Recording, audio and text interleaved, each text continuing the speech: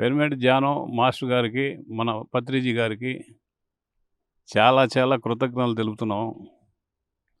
మేము ఈ పిరమిడ్‌లోకి రావడానికి కారణం కేవలం మా ఆరోగ్య పరిస్థితులు.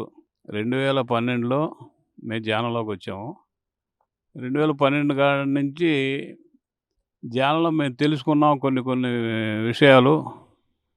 అందువల్ల ధ్యానం క్లాసులు పెట్టించాము, 40 రోజుల క్లాసులు.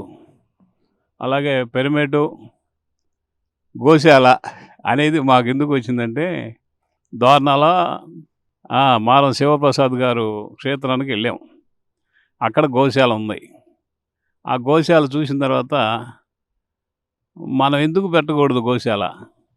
అది పిరమిడ్‌లో ఉన్నాయి. ఆవులు కూడా చాలా ఆరోగ్యంగా ఉన్నాయి అని మాకు ఒక ఆలోచన వచ్చింది. ఇక ఎమ్మటే రావడంతోటే మేము ఈ పిరమిడ్ గోశాల అనేది స్టార్ట్ చేసాం. స్టార్ట్ చేయడానికి మన రవిరాజు గారు, అట్లానే మన సత్యనారాయణ గారు, విజయవాడ నుంచి మన ఇంజనీర్ గారు వచ్చి ఈ గోశాలకి కావాల్సినటువంటి కొలతలు, ఈ క్షేత్రం నిర్మాణానికి శంకుస్థాపన చేయించి మమ్మల్ని ఇక ఈ గోశాల నిర్మాణం చేసుకోమని చెప్పి వెళ్ళారు. 2012లో ఆగస్టు 13వ తారీఖు శంకుస్థాపన చేసాము. శ్రీకృష్ణ పిరమిడ్ గో సంరక్షణ సేవా సమితి మార్టూరు అని నిర్మాణం చేశాము.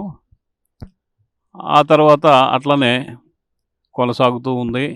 పిరమిడ్ ధ్యానం క్లాసులు పెట్టాము. చాలా వరకు పిరమిడ్ ధ్యానం క్లాసుల్లో చాలా రాణించాము. మా ఆరోగ్య పరిస్థితులు కూడా చాలా బాగున్నాయి. అలాగే కృష్ణ మందిరం ఒకటి ఏర్పాటు చేశాము. ఆ కృష్ణ మందిరం పిరమిడ్ తోటి కృష్ణ మందిరం. ఆ పిరమిడ్లోనే కృష్ణుడు, గోవులు ఉంటాయి, గోమాత. అలాగా మనం ఎన్నో రకాలుగా వృద్ధి చెందుతూ 2013 ఆగస్టులో మారం శివప్రసాద్ గారి చేతుల మీదుగా ఈ గోమాత సంరక్షణ సేవా సమితి పిరమిడ్ ధ్యానం క్లాసులు అన్నీ బాగా చక్కగా జరుగుతూ ఉన్నాయి.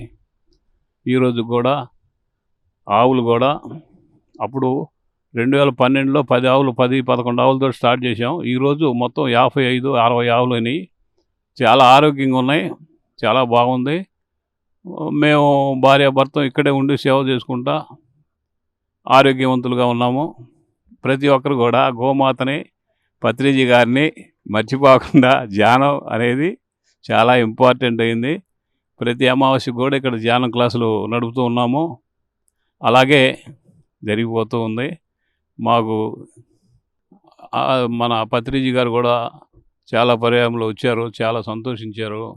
పత్రిజీ గారు బాగా తృప్తిగా ఉన్నది ఇక్కడ గోశాల ఇవన్నీ చూసేటప్పటికి ఆయనకి ఎంతో ఆనందంగా ఉంది.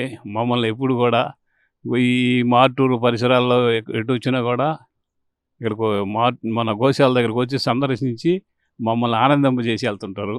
మాకు చాలా ధన్యవాదాలు పత్రిజీ గారికి.